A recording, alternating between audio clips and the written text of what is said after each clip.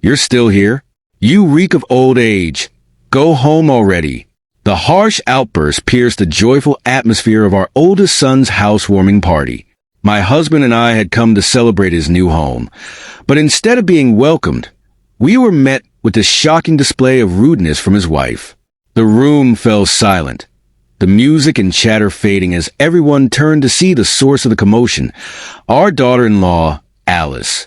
Our son, Robert, quickly stood up, likely intending to calm his wife down and diffuse the tension, but the damage was already done.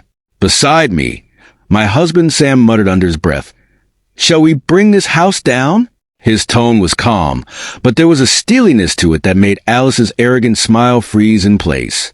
She gasped, suddenly realizing that this was no ordinary squabble. What she didn't know was that Sam wasn't just talking about the house. He was referring to her entire life as well. My name is Jacqueline Green, though everyone calls me Jack. I'm 64 years old, and I've lived a fulfilling life with my husband Sam, whom I married decades ago. We moved into his family home shortly after our wedding and spent our years there in contentment. Together, we raised two sons, Robert and Ted, who grew up to be successful, started families of their own, and settled into their respective lives. As for Sam and me, we've always just wanted to live out our remaining years in peace and happiness. However, there is one lingering issue that disrupts our tranquility: our oldest son's wife, Alice. From the moment I first met her, something felt off. Alice was 24 when she first came to our home to introduce herself before marrying Robert. Although she greeted us with a hello, her expression was cold, devoid of any warmth or friendliness. "Let me see, you're Alice, right?" I asked cautiously, as she hadn't properly introduced herself. My intention was simply to confirm her identity, but her reaction caught me off guard. Alice scowled and snapped, "What? Does Robert have other women?" Robert and I were both taken aback by her sudden hostility. "What are you talking about?" "Of course not." Robert quickly reassured her, trying to defuse the situation. But Alice wasn't done. "Well then, why do you need to confirm my name?" she demanded, her voice rising in irritation. We were still standing on the doorstep, and already it felt like I was being accused of something. "I'm sorry, I shouldn't have said that," I stammered, trying to calm her down. But inside, I was troubled. Although she was young, her behavior struck me as not just immature, but lacking in basic common sense and decency. Still, I hoped that with time and experience, she would grow and become a better person. When our families met to discuss the marriage, everything seemed to proceed smoothly enough. Alice's parents were pleasant people, running a small electrical shop together, and they gave off a positive, down-to-earth vibe. I wanted to believe that Alice's strange behavior was just a result of her intense feelings for Robert, perhaps driven by a deep but misguided love. After their wedding, Robert and Alice moved into an apartment nearby. A few years later, our younger son, Ted, announced that he was getting married as well. His wedding was a bit unexpected. Ted was still in college, and his bride-to-be, Megan, was only 20 and working from home after finishing high school. Naturally, Sam and I were worried. We had no idea what kind of person Megan was, and whether she would be a good match for Ted. However, when we first met Megan, she greeted us with a warm smile, a small gift, and polite conversation. I was surprised and relieved. Despite being younger than Alice had been when we first met her, Megan displayed a level of maturity and respect that was immediately evident. There were concerns about the rushed nature of their relationship, but Megan's kind and thoughtful demeanor quickly put us at ease. In the months leading up to their wedding, Megan frequently visited our home. She often offered to help with household chores, even though we wouldn't dream of letting her do such things. Her thoughtfulness and genuine kindness touched our hearts, and we were glad to welcome her into our family. Ted and Megan's wedding ceremony was a modest affair, with their baby girl being the center of attention. The ceremony went smoothly, and even Alice and Robert attended. However, Alice's demeanor was troubling. She looked sullen and distant, spending most of the time glued to her phone and avoiding conversation. Although we wanted to engage with her, it was clear that she was giving off a "don't talk to me" vibe. After the wedding, there was no traditional after-party due to the baby's needs, so we suggested having a small gathering at our home instead. Ted and Megan were thrilled with the idea, and we quickly prepared some snacks and appetizers. Robert and Alice joined us, but what was meant to be a relaxed family gathering quickly turned into another confrontation. During the party, Robert tried to lighten the mood by complimenting his brother's wife. "That was a lovely wedding. Megan looked beautiful," he said warmly. His kind words brought a smile to everyone's faces, except for Alice, who immediately went on the offensive. "What are you saying? Who are you calling beautiful? Are you cheating on me?" Alice snapped at Robert, her voice filled with suspicion and anger. The room fell silent, everyone stunned by her overreaction. I quickly stepped in, trying to calm the situation. "Alice, calm down. Robert didn't mean it that way," I said gently, but my attempt to mediate only made things worse. Alice turned her fury on me, her eyes blazing with accusation. "How did you raise him to be such a cheater? Isn't it your fault he's like this?" she spat, glaring at me with contempt. Before I could respond, Alice lunged at me, her anger spiraling out of control. "Alice, please stop. Enough is enough," I urged, sensing that things were escalating too far. My husband and the children quickly stepped in to restrain Alice, who was visibly agitated. Recognizing the intensity of the situation, I immediately turned to Megan and instructed her to take the baby somewhere safe. I asked her to leave the room, hoping to protect the child from the tension. I looked at Alice, who was panting heavily, still fuming from her outburst.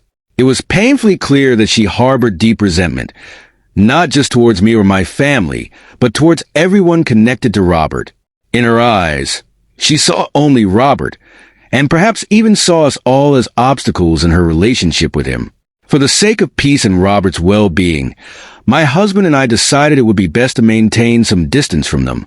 We opted for a minimal relationship, keeping interactions to a bare minimum to avoid further conflict. After the incident, I approached Robert and said, "Don't you think it might be better to consider a divorce?" To my surprise, Robert admitted that he had been contemplating it too. He told me that when he broached the subject with Alice, she had broken down in tears, apologizing profusely. Both my husband and I decided that it would be best to let the two of them handle their relationship without our interference. Despite the emotional ups and downs, our eldest son and his wife managed to celebrate their 15th wedding anniversary.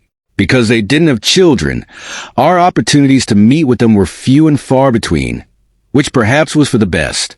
It allowed us to avoid confrontations and potential issues. Some time later, our eldest son contacted us with exciting news. He had decided to turn his longtime hobby into a business and was preparing to develop a video game. He told us that he planned to take on the role of CEO and would be hiring a few employees, all of whom would work remotely. To accommodate occasional meetings, he mentioned that he was planning to build a new house that would include a small meeting room and his own workspace. My husband and I were thrilled to hear this. Our son was not only pursuing his passion, but also taking steps toward securing his future. A few months later, his new home, a mansion really, was completed, and we were invited to a housewarming party. It had been years since we last saw Alice, but I was optimistic that things had improved. We prepared our congratulations and set off to visit our son's new home. When we arrived, I rang the doorbell and my eldest son greeted us warmly. He led us inside, showing us around the spacious and well-thought-out house. "This is the conference room, this is the workspace, and here is the living area. It's properly secured," he said, guiding us through each room. "Oh, it's lovely," I remarked as I looked around, my husband and the family of our second son following behind with smiles. A meal had been prepared in the living room, but I noticed that Alice was nowhere to be seen. "Where is Alice?" I asked my son. His expression darkened, and he avoided answering directly. Eventually, we decided to start the meal without her. My husband and second son each presented their housewarming gifts to our eldest son, who accepted them gratefully. As we were settling into children, especially my second son's older child, now in elementary school, and the younger one just 2 years old, were excited about the new house. That's when we heard a noise from upstairs, followed by the sound of footsteps descending the stairs. "Is Alice here?" I asked, turning to my eldest son, but he remained silent. Alice finally appeared, frowning at the sight of us. "Hello, Alice. It's been a while." I greeted her, trying to break the tension, but she only glared at us with a sullen expression. Her first words were sharp and cutting. "You're still here? You're all so old. Why don't you just go home already?" The warm atmosphere in the room instantly froze. My husband, usually calm and patient, spoke up. "Alice, how can you say such a thing?" Robert chastised her as well, but Alice was unmoved by his words. "Well, it's the truth, isn't it? Our brand new house is being ruined by your guests. I told you not to invite them over. And what are you now? Some big shots who are hanging around with old people who should have retired long ago, and others who are so average they had a shotgun wedding after dropping out of college? We live in completely different worlds." I was speechless. So was my second son's family. Even my young grandchild seemed stunned by her words. For years, I had made excuses for Alice's behavior, attributing it to her youth or an overabundance of affection for my son. But now I realized my mistake. There was something fundamentally missing in her. She lacked warmth and basic human kindness toward others. It wasn't that she loved my son above all else. Rather, she loved herself and valued her status as a company president's wife more than anything. Furious, I could no longer stay silent. But just as I was about to speak, my husband, who had been quietly listening, let out a deep sigh. In a tone that was unusually stern for him, he said, "Maybe we should just tear this house down." His words shocked everyone in the room. My eldest son, my second son, their families, and even I turned to him in disbelief. Only Alice let out a surprised gasp. "What? Do you even understand what you're saying?" Alice asked, visibly shaken. "Of course I do," my husband replied, his voice calm but carrying an edge that made it even more unsettling. "A house designed by me and built by Ted might be better off not existing." Alice was visibly stunned by his words. "I'm sure you, as the president's wife, wouldn't be satisfied with a house designed by an old man and built by someone you consider beneath you. We live in different worlds, after all. Maybe you should just move out." My husband's calm tone carried an ironic menace that made it clear he was serious. None of us dared to interrupt the tense exchange between him and Alice. Alice, trembling with anger and confusion, turned to my eldest son for support. He sighed deeply, finally addressing the situation. "It means exactly what he says. This house was designed by my father, a top architect, and the contractor was Megan's family's firm, with Ted as the foreman. I may hold a title and be a president, but at that moment, the reality of the situation seemed to crash down on all of us. The weight of the confrontation, the years of tension, and the truth about Alice's character were all laid bare. And for the first time, it felt like we had reached a point of no return. I don't possess significant wealth or a notable reputation, but thanks to my family's support, I was able to own such a magnificent house. In truth, among us, we are quite ordinary, perhaps even below average. When my eldest son said this, Alice, his wife, turned pale. It seemed she hadn't realized the reality of our situation. But even if she didn't know the full details, didn't she ever question how it was possible for our eldest son's income and savings alone to afford such an impressive home? After all, my husband didn't even charge for designing the house, and our second son's in-laws, who run a construction company, made little profit from building it. I am immensely grateful to them for helping us out of familial love, yet my eldest son's wife, Alice, has the nerve to act superior just because of her husband's status. Who does she think she is, looking down on us and saying we're less than average? Alice repeated my son's words, seemingly unable to believe them, and you could see the despair on her face. Indeed, my husband continues to work even after retirement, not out of necessity, but because his company asked him to stay on as a top-tier architect. Our second son is being groomed to take over his wife's family business, and he is treated with respect not just by his co-workers, but also by long-standing business partners. Although he isn't the president yet, he is working hard for the company. Yet, within our family dynamic, Alice is the one who appears to be at the bottom. My eldest son laughed at his wife as she grew more distressed, her face turning blue as if she was on the verge of tears. Our second son also began to laugh, albeit involuntarily, but the atmosphere was anything but pleasant. Sensing the tension, our second son's wife quickly took their child to a nearby dollar store. She is quite perceptive and considerate, always knowing how to diffuse a situation. My eldest son then turned serious, stopping his laughter, and yelled at his wife, "Apologize to Dad and Mom properly if you understand." Alice, feeling cornered, shot back, "Am I really that bad? You're always on their side." She was visibly upset, claiming that it was natural for a husband to side with his wife. "Sure, that's right," my eldest son replied. "But it's also a husband's job to correct his wife when she's wrong. If you have such a problem with this, then maybe you should stop being my wife." His anger was palpable, and seeing him so upset, Alice quickly changed her tune. She knelt down dramatically and began to apologize, claiming she hadn't known and that she was sorry for her previous behavior. But her performance didn't move us.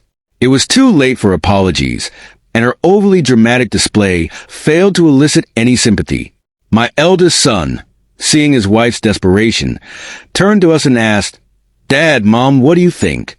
Am I terrible? Am I doing something wrong?" My husband looked at me, sensing that I had something to say. I couldn't forgive Alice for her past behavior, no matter what. "No, Robert, you're right," I said. "If a wife disrespects her family, it's a husband's duty to correct her." Alice continued her act, vowing to reflect and change her attitude. But I wasn't convinced. "No, Alice, this isn't the first time you've been disrespectful to us, is it? How many times has Robert pointed out your mistakes? And yet, here we are again." At my words, Alice bit her lip, her face growing paler. "I don't need someone who belittles my husband and son in the Green family," I said firmly. "It would be better for both of us if we cut ties." Desperate, Alice cried out, "Jacqueline." It was the first time in our 15 years of knowing each other that she had called me by my first name. But I wasn't swayed. "We live in different worlds," I replied, throwing her own words back at her. At that, Alice collapsed, as if the life had been drained from her. It seemed she was finally starting to regret her actions, realizing how hurtful her own words had been. My second son, who had been watching the exchange, turned to me and said, "Mom, you were really cool." It was clear that my words had struck a chord with Alice. In the end, my eldest son, Robert, decided to divorce his wife. Alice, who had once loved Robert so much, was now faced with an ultimatum. If she wanted to stay with him, she would need to start working and contribute to the mortgage for the house we had acquired at a reduced rate. This demand was a stark contrast to what Robert had told her at the time of their marriage when he had said, "I want my wife to be a homemaker." Now, faced with the reality of their situation, Alice's anger and frustration were evident, but the situation had changed too drastically for her to maintain her previous stance.